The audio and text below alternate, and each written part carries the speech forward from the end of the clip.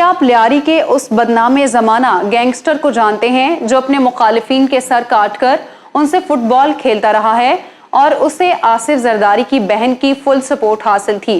बेनजीर भुट्टो को Oxford university से अगवा करवाने वाला डॉन कौन था? सदर अयूब खान किस खतरनाक डाकू के खौफ से घर से बाहर तक नहीं निकलते थे? नवाब अकबर बुगटी ने पंजाब के सबसे ताकतवर डकैत चिराग बाली पर कौन सा एहसान किया था? और हाँ, इस वक्त पाकिस्तान के कौन कौन से क्रिमिनल्स और बदमाश किन सियासी जमातों के साथ अटैच हैं? तो दोस्तों, आज की वीडियो में हम पाकिस्तान के 10 मशहूर डॉन्स के बारे में जानेंगे जिनका नाम सुनते ही सियासतदानों की टांगें थर थर कांपती थी। आप देख रहे हैं इलेक्शन बॉक्स में हूं सादिया जफर। आप मुझे इंस्टाग्राम पर फॉलो कर सकते हैं जिसका लिंक डिस्क्रिप्शन में दिया गया है।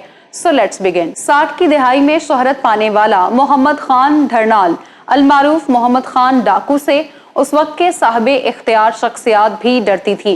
वादी सोन तलागंग के रॉबिन हुड मोहम्मद खान डाकू के हवाले से बताया जाता है कि उसे पकड़ना मुश्किल ही नहीं नामुमकिन भी था। नवाब ऑफ कालाबाग की बायोग्राफी वीडियो में हमने आपको बताया था कि नवाब साहब अपने दौर के खतरनाक बदमाश मोहम्मद खान डाकू की सरपरस्ती किया करते थे।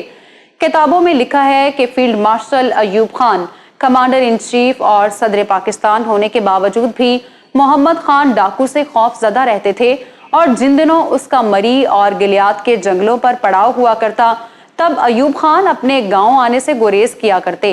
हुकूमत पाकिस्तान को नाको चने चबवाने वाला मोहम्मद खान डाकू कई सालों तक चकवाल और खुशाब के अजला में खुली कचहरियां और अपनी अदालतें भी लगाता रहा।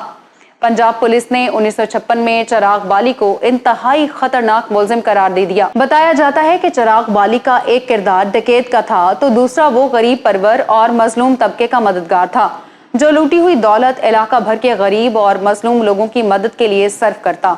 उसने कभी किसी गरीब के घर डकैती नहीं की थी। खौफ इतना था कि हुकूमत के बड़े बड़े नाम भी चिराग बाली का नाम सुनकर लरस जाते थे।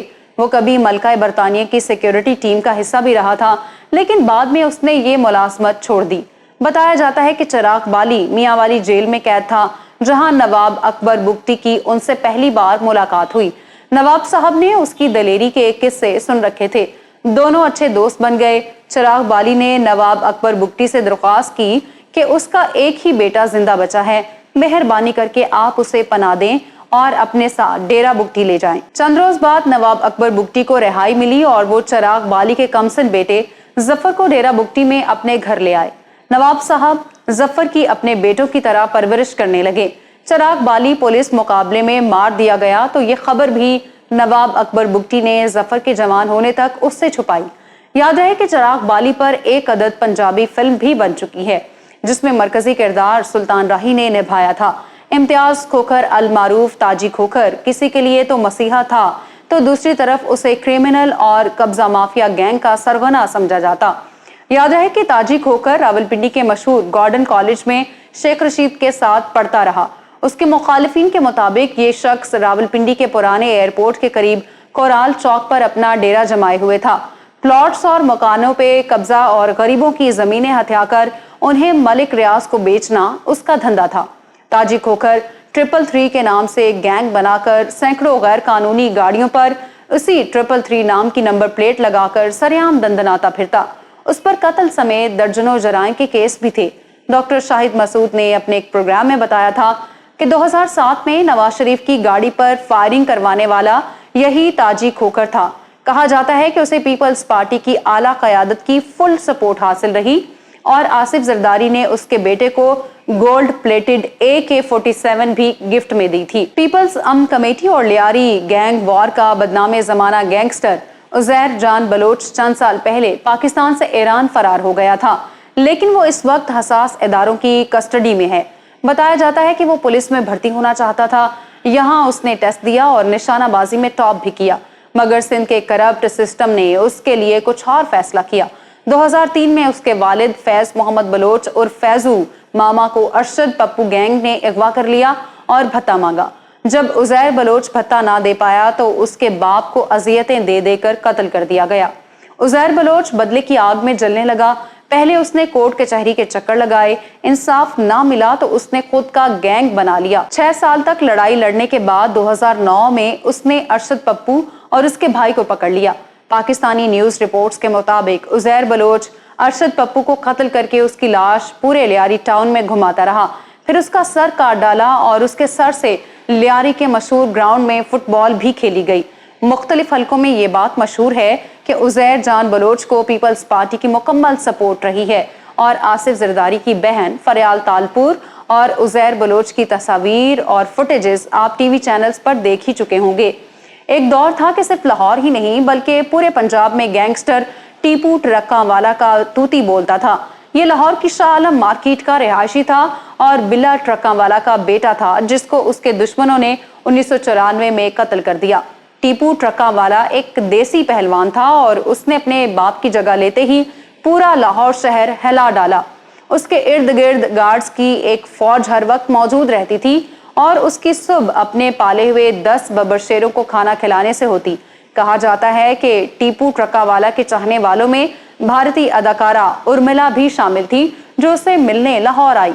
गोगी भट्ट से गवाल मंडी में टीपू ट्रक्का वाला का फैलता हुआ असर और रसूख बर्दाश्त ना हुआ तो उसके एक साथी खुरम भट्ट ने दुबई से वापसी पर टीपू ट्रक्का वाला को लाहौर एयरपोर्ट की पार्किंग में मार डाला। याद रहे कि इस वक्त टीपू ट्रक्का वाला का बेटा अमीर बालाज उसका जानशीन है और उसकी सियासी वाबस्तगी पाकिस्तान तहरीक इंसाफ के साथ है।